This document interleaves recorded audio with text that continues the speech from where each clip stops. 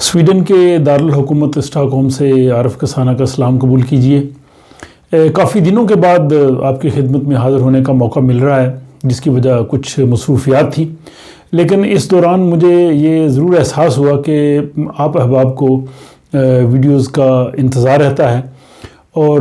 تقریباً 25 سال ہو گئے ہیں مجھے میڈیا سے وابستہ کالم نگاری اور باقی، لیکن جس طرح کا فیڈ بیک یا جس طرح کی پذیرائی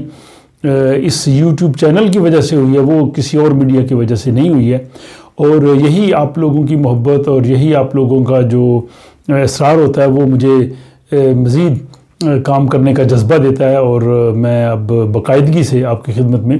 اسی طرح کی جو معلوماتی ویڈیوز مختلف موضوعات پہ ہیں وہ پیش کرتا رہوں گا۔ تو آج کی ہم یہ ویڈیو سویڈن کی ڈائری کی صورت میں پیش کر رہے ہیں کہ یہاں سویڈن میں تازہ ترین جو خبریں ہیں، یہاں کے حالات ہیں اور یہاں ہونے والی اہم واقعات ہیں ان کا تذکرہ کریں گے اور ان پہ کچھ تبصرہ بھی کریں گے۔ تو سب سے پہلے ہم آپ کو یہ بتاتے چلیں کہ سویڈن پہلی خاتون وزیر اعظم کے انتخاب کی طرف جا رہا ہے۔ اس وقت جو حکمران سیاسی جماعت سوشل ڈیموکریٹ اور اس کے جو اتحادی ہیں وہ کوشش کر رہے ہیں کہ خاتون جو ہے وہ وزیر اعظم منتخب ہو سکے، کیونکہ پہلے جو وزیر اعظم کے عہدے پہ تھے اسٹیفن لوین، انہوں نے استعفیٰ دے دیا، اور انہوں نے ابھی ایک سال اس پارلیمان کا تقریباً رہتا ہے، اگلے سال ستمبر میں انتخابات ہونے ہیں۔ تو سوشل ڈیموکریٹ نے اپنا جو پارٹی لیڈر ہے وہ مگدلینا اندرسن کو منتخب کیا ہے۔ اب ان کو جو ہے وہ اپنی جو اتحادی جماعت جو گرین پارٹی ہے ان کی حمایت بھی حاصل ہے، اور سینٹر پارٹی کے ساتھ بھی ان کے معاملات جو ہے وہ طے ہو رہے ہیں۔ صرف وینسر پارٹی جو لیفٹ پارٹی ہے اس کے ساتھ جو ہے وہ ان کی بات چیت جاری ہے، اور اگر وینسر پارٹی بھی ان کی حمایت کرے گی تو پھر یہ پہلا موقع ہوگا تاریخ میں کہ سویڈن میں کوئی خاتون جو ہے وہ وزیر اعظم منتخب ہوگی۔ دیگر نارڈک ممالک جن میں فن لینڈ، ڈنمارک اور ناروے شامل ہے، وہاں پہ خاتون وزیر اعظم رہی ہیں اور اب بھی ہیں، لیکن سویڈن میں ابھی تک ایسا موقع نہیں ہو سکا۔ تو وینسر پارٹی کی جو سربراہ ہیں نوشی داگ اوستر، انہوں نے کہا ہے کہ ہمارا مطالبہ یہ ہے کہ جو پینشنز جو ہیں ان میں اضافہ کیا جائے، اور اس طرح کے ان کی دوسرے کچھ مطالبات ہیں۔ تو اگر یہ طے ہو گئے تو اگلے ہفتے یعنی 22 نومبر تک جو ہے وہ اسپیکر نے موقع دیا ہے جو موجودہ امیدوار مگدلینا اندرسن ہیں ان کو، کہ اگر وہ تب تک اکثریت ثابت کر دیں تو وہ وزیر اعظم منتخب ہو جائیں گی، اور اس کے بعد پھر اگلے انتخابات کے لیے وہ اپنی جماعت کی جو ہے وہ قیادت کر سکیں گی۔ تو یہ ایک بڑا اہم موقع ہے جس کا سب لوگوں کو انتظار ہے۔ اس کے ساتھ آپ کو یہاں جو کووڈ کی صورتحال ہے، کرونا کے پھیلاؤ کی صورتحال ہے، اس سے بھی ہم آپ کو آگاہ کرتے ہیں۔ اس میں آج ہی کے روز یعنی بدھ کے روز حکومت نے کچھ نئے اقدامات بھی کیے ہیں۔ سویڈن کی حکومت نے جو غیر ضروری سفر ہے وہ جو یورپی ممالک میں تو 30 نومبر تک، لیکن یورپ سے باہر جو ہے وہ 31 جنوری تک جو ہے وہ اس کو انہوں نے پابندی اس پہ برقرار رکھی ہے۔ 31 جنوری تک جو ہے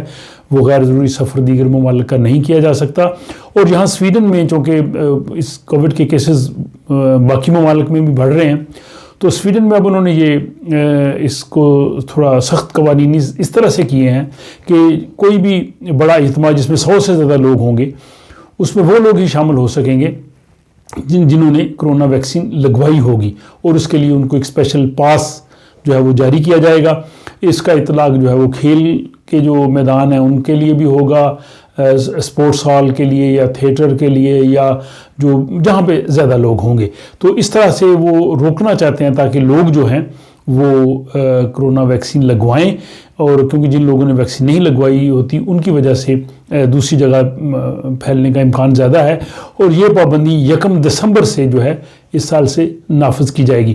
ساتھ ہی طبی ماہرین نے یہ بھی کہا ہے کہ اس سال انفلوئنزا کا بھی خطرہ ہے، بہت سے لوگ انفلوئنزا کی ویکسین بھی لگوا رہے ہیں، اور اگر کسی نے انفلوئنزا کی ویکسین لگوانی ہے اور ساتھ کووڈ کی ویکسین ہے تو دونوں کو اکٹھا بھی لگوایا جا سکتا ہے۔ بہت سے یہاں پہ جو ادارے ہیں وہ اپنے ملازمین کو مفت انفلوئنزا ویکسین لگوا رہے ہیں، لیکن اگر کوئی اپنے طور پہ لگوانا چاہے تو 200 کرون میں وہ کسی بھی ویکسینیشن سینٹر پہ جا کے جو ہے وہ انفلوئنزا کی ویکسین لگوا سکتا ہے. خصوصاً جو زیادہ عمر کے لوگ ہیں اور جو سمجھتے ہیں کہ ان کو اس وبا میں سے متاثر ہونے کا خطرہ ہے، تو ان کو چاہیے کہ وہ انفلوئنزا کی ویکسین لگوا سکتے ہیں. ابھی گلاسگو میں پچھلے ہفتے ایک عالمی کانفرنس ہوئی ہے ماحولیات کے حوالے سے، جس کو COP26 UN کانفرنس کہا گیا ہے، کلائمیٹ چینج کے حوالے سے، اور اس میں سویڈن کے جو وزیر ہیں وہ بھی بہت متحرک تھے اور بالآخر یہ معاہدہ ہو گیا ہے. اور کیونکہ عالمی سطح پہ جو ماحولیاتی تبدیلیاں ہیں وہ بہت ہی سنگین ہیں. ابھی دیکھیں یہ مڈ نومبر ہے اور اسٹاکوں میں برف کا نام و نشان نہیں. آج سے 15-20 سال پہلے جو ہے وہ برف باری نومبر کے فرسٹ ویک میں یہاں اسٹاکوں میں شروع ہو جاتی تھی، لیکن موسمی جو تبدیلی ہے وہ پوری دنیا میں ہے، اور انسان کے لیے سب سے بڑا چیلنج جو ہے یہ موسمی تغیرات ہی ہیں. اس کے لیے ہمیں انفرادی اور اجتماعی طور پہ جو ہے وہ کوشش کرنی چاہیے. یہاں اس اتوار کو ایک اسٹاک ہوم کے علاقے ہیسلبی میں بہت ہی افسوسناک واقعہ پیش آیا. ایک شخص نے گزرتے ہوئے راستے میں 2 زخمی بچوں کو دیکھا. اس نے پولیس کو اطلاع کی.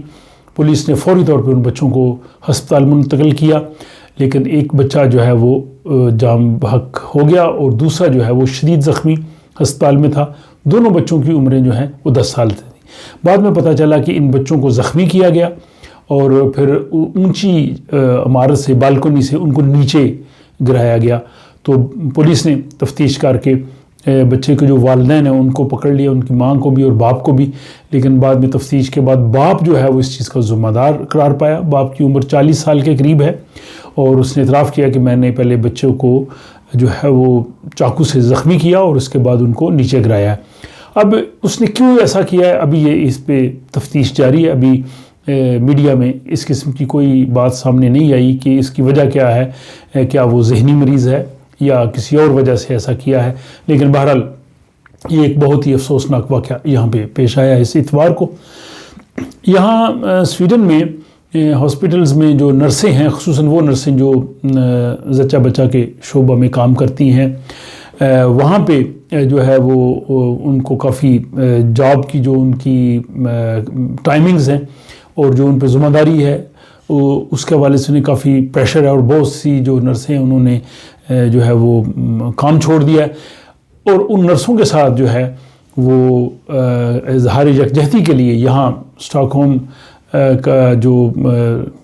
جس ریجنل اسمبلی ہے کنگز ہولمن میں، وہاں پہ بہت بڑا مظاہرہ ہوا ہے جس میں اکثریت خواتین کی تھی، اور 90,000 لوگوں نے سائن کر کے جو ہے وہ حکومت کو دیا ہے کہ ان کی تنخواہیں بھی بڑھائی جائیں، اور ان کا یہ مطالبہ ہے کہ ایک نرس کو صرف ایک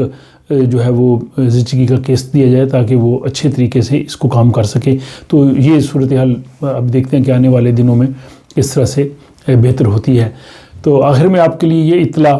کہ اس اختتامی ہفتہ کو یعنی سیچرڈے ہفتہ کے روز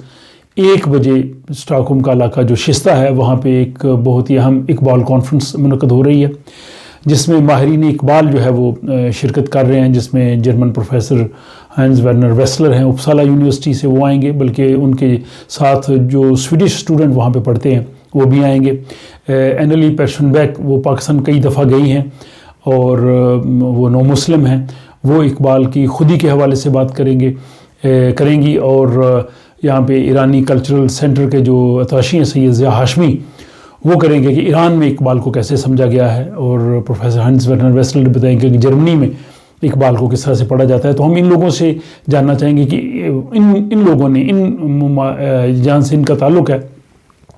وہاں کے لوگوں نے اقبال کو کس طرح سے پڑھا ہے. اور ہمارے جو سفیر پاکستان محترم ڈاکٹر ظہور احمد وہ بھی تشریف فرما ہوں گے، اور کچھ مقامی لوگ جو ہیں وہ بھی اس تقریب میں شرکت کریں گے. تو جو لوگ اسٹاک ہوم کے گرد و نواح میں رہتے ہیں ان کے لیے میں سمجھتا ہوں کہ بہت ہی اچھی اپرچونٹی ہے. یہ ایک بڑا اہم موقع ہوگا کہ وہ 20 نومبر ہفتے کے روز 1 بجے شستہ میں اقبال کانفرنس میں شرکت کے لیے تشریف لائیں. تو اگلی ویڈیو تک مجھے اجازت دیجیے. خدا حافظ.